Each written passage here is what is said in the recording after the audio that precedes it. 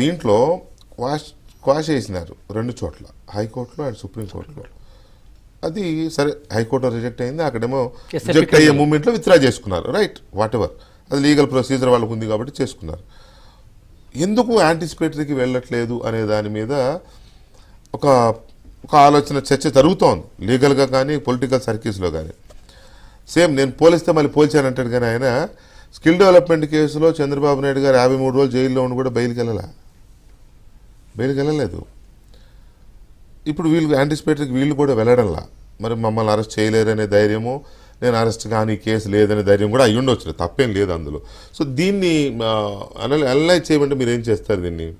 అంటే పొలిటికల్గా బెయిల్కి వెళ్తే ఇంతకుముందు మనం మాట్లాడుకున్నట్టే మనం ఏదో తప్పు చేసినట్టు ఆ తప్పుని కప్పిపుచ్చుకోవడానికి ఎస్కేప్ అయ్యే చర్యలో భాగంగానే బెయిల్ అనేది ఉంటుంది అని చెప్పి ఒక జనరల్ పర్సెప్షన్ని, అంటే జనాల మధ్య ఉన్న పర్సెప్షన్ని అనుగుణంగా ఈ రాజకీయ పరంగా ఇటువంటి వర్డ్స్ అనేది వాడుతూ ఉంటారండి. కానీ లా పరంగా మనం చూసుకున్నట్లయితే కనుక సెటిల్ ప్రిన్సిపల్ ఆఫ్ లా ఏంటి అంటే కనుక bail is rule, jail is an exception అని చెప్పని క్లియర్గా సెటిల్ ప్రిన్సిపల్ ఆఫ్ లా అండి. ఈవెన్ ఇండియన్ కాన్స్టిట్యూషన్ కూడా చెప్తుంది.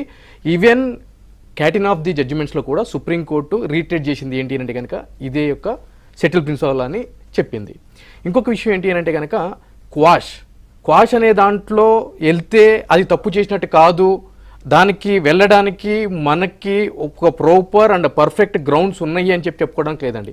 ఈవెన్ 482 అంటే సిఆర్పిసి 482లో ఉన్న ప్రొవిజన్ ప్రకారం క్వాష్ పిటిషన్ అనేది వేయడం జరుగుతుందండి. దాంట్లో కూడా బెయిల్ అనే కాన్సెప్ట్ ఉంటుందండి. అవును, ఈరోజు మొన్న మన అల్లు అర్జున్ గారి కేసు చూసుకున్నట్లయితే కనుక 482లో క్వాష్ పిటిషన్లో ఇంటీరియం బెయిల్ అనేది ఇవ్వడం జరిగింది. ప్రధానమంత్రులు ముఖ్యమంత్రులు అవుతున్నారండి, అది బెయిల్ అనేది బూత్ కాదు కదా, కాదు. 15 నెలలు జైల్లో ఉన్నాయని 5 ఏళ్ళు ముఖ్యమంత్రి చేసినాడు బెయిల్ మీద ఉండి. సో దానికి దీనికి డిఫరెన్స్ ఏముంటుంది అని అంటే కనుక డైరెక్ట్ యాంటిసిపేటరీ బెయిల్ వేస్తే ఏం జరుగుతుంది అంటే కనుక కండిషనల్ బెయిల్ అని చెప్పి మనం అంటామండి. సమ్ XYZ అమౌంట్ షూటీస్ కింద ఇద్దరు పర్సన్స్ని షూటీస్ కింద పెట్టమంటారు.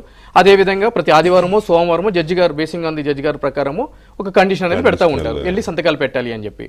When it comes to quash దాంట్లో ఏం జరుగుతుంది అని అంటే కనుక ఇటువంటి కండిషన్స్ ఏమీ లేకుండా not to take any course steps అని చెప్పి ఒక ఆర్డర్ తెచ్చుకోవచ్చు. దానివల్ల ఏం జరుగుతుంది అంటే కనుక ఈ కండిషనల్ బెయిల్ అనే ప్రొసీజర్ మొత్తాన్ని కూడా బైపాస్ చేయడానికి అబ్సల్యూట్ వే ఉంటుందండి టెక్నికల్గా.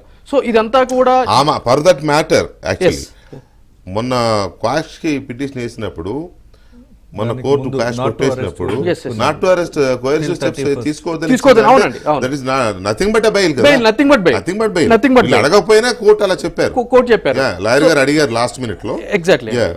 సో దానికి దీనికి ఏంటి అంటే ఆ కండిషన్స్ ఉండవు. అంటే ఒక స్టేషన్ హౌస్ ఆఫీసర్ దగ్గరికి వెళ్ళటము, అక్కడికి వెళ్ళి సంతకాలు పెట్టడము, ఈ బెయిల్ బాండ్స్, షూరిటీస్, ఈ కాన్సెప్ట్ అంతా ఉండదు.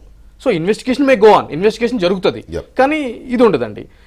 అయితే ఇక్కడ ఏం జరుగుతుంది అని అంటే కనుక మరి ఎందుకు ఇది వెయ్యట్లేదు, ఎందుకు ఇది వేస్తున్నారు అని అంటే కనుక మనం డిస్కస్ చేసుకున్నట్లే రాజకీయ పరంగా ఏం జరుగుతుంది అంటే కనుక జనాల్లో ఏదో ఒక మూల నాటుకుపోయిన ఒక చిన్న అనుమానాన్ని మనం ఎందుకు హిట్ చేయాలి అంటే బెయిల్కి వెళ్తే మనం అరెస్ట్ కాకోకుండా మనం చేసిన తప్పుని కప్పుపుచ్చుకున్నట్టు ప్రజలు ఫీల్ అవుతారేమో అనే దాన్ని అలా ఉంచి అంటే రోజుకు 10 సార్లు రేవంత్ రెడ్డి బెయిల్ మీద ఉన్న పొలిటీషియన్ అనేది ఒకటి నడుస్తుంది కదా, అంటే ఆ ముద్ర మన మీద ఎందుకు వేయించుకోవాలనే ఒక ఇది కూడా అయి ఉండొచ్చు.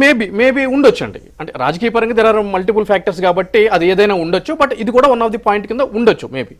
సో ఈ రెండింటికి డిఫరెన్స్ ఇది.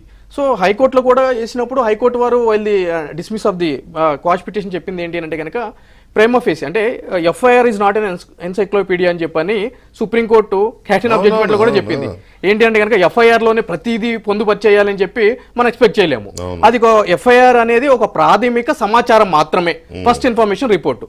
దాన్ని బేస్ చేసుకుని ఒక ఇన్వెస్టిగేషన్ అనేది జరగాలి.